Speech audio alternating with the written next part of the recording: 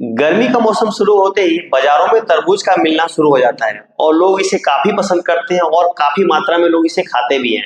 लेकिन अगर हम बात करें डायबिटीज के केस में, तो जिनको भी शुगर की समस्या है, तरबूज को लेके उनके दिमाग में काफी समस्याएं या कहें संशय बना रहता है। जैसे कि डायबिटीज के केस में तरबूज खाना चाहिए या नहीं खाना चाहिए, अगर आप तरबूज खा रहे हैं डायबिटीज के केस में तो कितना खा सकते हैं, डायबिटीज के केस में तरबूज फायदेमंद होता है या नुकसानदायक होता है। इस तरह के बहुत सारे सवाल उनके दिमाग में होते हैं।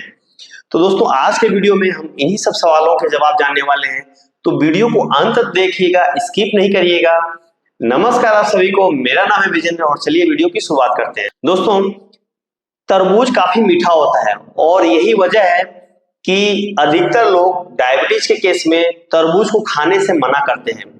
और जब भी अगर आप उनसे पूछेंगे कि क्या डायबिटीज के केस में तरबूज खा सकते हैं, तो आपको सीधा मना कर देंगे कि नहीं, तरबूज नहीं खाना चाहिए। रीजन क्या देते हैं कि तरबूज काफी मीठा होता है, उसमें शुगर की मात्रा ज्यादा होती है। लेकिन दोस्तों, क्या सच में डायबिटीज के जो पेशेंट हैं उन्हें तरबूज नहीं खाना चाहिए? उनके लिए तरबूज फायदेमंद नहीं होता है, नुकसानदायक होता है? इसके पीछे की सच्चाई क्या है? तो दोस्तों, इसको हम साइंटिफिक तरीके से समझते हैं। कोई भी फल आपको डायबिटीज के केस में खाना चाहिए या नहीं खाना चाहिए, हमेशा दो पैरामीटर चेक करिए। पहला है उसका ग्लाइसेमिक इंडेक्स और दूसरा है उसका ग्लाइसेमिक लोड। तरबूज के केस में ग्लाइसेमिक इंडेक्स की बात करें दोस्तों, तो बहुत ही ज्यादा है, 75 है। और यही रीजन है कि अगर आप 10 लोगों से पूछेंगे तो 8 लोग आपको मना कर देंगे कि भैया डायबिटीज के केस में तरबूज मत खाना, तरबूज नुकसान करेगा। लेकिन दोस्तों, ये बात पूरी सच नहीं है। इसका जो दूसरा पहलू है ग्लाइसेमिक लोड, वो बहुत ही कम होता है, नॉर्मल रेंज में आता है, वो 5.6 है। अब ग्लाइसेमिक इंडेक्स ज्यादा है और ग्लाइसेमिक लोड कम है, इसका कंसेप्ट समझ लीजिए, मतलब समझ लीजिए, फिर आप समझ पाएंगे कि वाकई क्या डायबिटीज के केस में तरबूज खाना चाहिए या नहीं खाना चाहिए। देखिए, ग्लाइसेमिक इंडेक्स वो होता है कि कितना तेजी से आपके बॉडी में कोई भी फूड्स खा रहे हैं, फल खा रहे हैं या वेजिटेबल्स खा रहे हैं, वो कार्बोहाइड्रेट में ब्रेक होगा, उसकी स्पीड होती है। और ग्लाइसेमिक लोड होता है कि आपके ब्लड स्ट्रीम में जो आप कार्बोहाइड्रेट है या बात करें शुगर है, कितने अमाउंट में, कितने क्वांटिटी में वो शूट करेगा।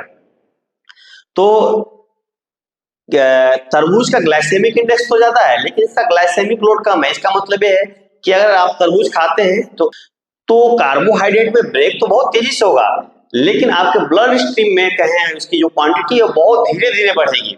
इस वजह से रिसर्च भी कहता है कि अगर आप डायबिटिक पेशेंट हैं उसमें भी आप तरबूज का सेवन कर सकते हैं।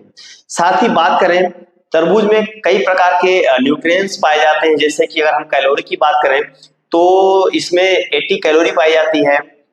कार्बोहाइड्रेट की बात करें तो 7.5 ग्राम के आसपास कार्बोहाइड्रेट पाया जाता है। प्रोटीन की बात करें तो 0.6 ग्राम प्रोटीन पाया जाता है। ये सारा जो मैं कैलकुलेशन बता रहा हूँ 100 ग्राम पर 100 ग्राम के हिसाब से बता रहा हूँ।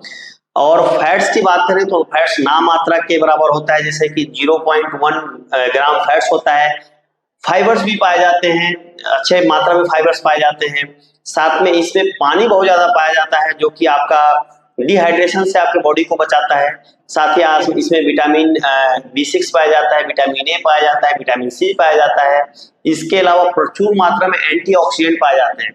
ओवरऑल देखें तो अगर आप तरबूज को लिमिटेड क्वांटिटी में खाते हैं, जैसे कि 100 to 150 ग्राम के आसपास खाते हैं, चाहे आप डायबिटिक पेशेंट हो या नहीं हो, तो आपको नुकसान नहीं करने वाला है किसी भी प्रकार से। आप आसानी से उसको खा सकते हैं, कोई दिक्कत की बात नहीं है।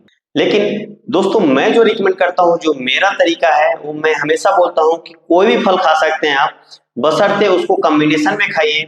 और डायबिटिक के केस में मैं हमेशा बोलता हूँ कि अकेला कोई फल मत खाइए, हमेशा 3 से 4 प्रकार का फल का सेवन करिए। और कैसे करना है, मेरा जो तरीका है कि जैसे मान लीजिए कि आपका वेट 60 kg है, तो मिनिमम 600 ग्राम आप फल का सेवन कर सकते हैं। डायबिटीज के केस में कोई भी फल हो, A to Z कोई भी फल उठा के आप ले लीजिए, कर सकते हैं, बशर्ते उसका कॉम्बिनेशन होना चाहिए। क्वांटिटी कितनी होनी चाहिए कि जैसे मान लीजिए कि 600 ग्राम है, तो अगर 4 फल ले रहे हैं तो 4 से डिवाइड करिए, 5 फल ले रहे हैं तो 5 से डिवाइड कर दीजिए। जितना ग्राम आ रहा है उतना उतना अलग अलग प्रकार के फल ले लीजिए, और उसमें एक सिट्रस फ्रूट्स जरूर रखिए, फल जरूर रखिए। इस तरह अगर आप खाते हैं डायबिटीज के केस में भी, तो आपको नुकसान नहीं करने वाला है।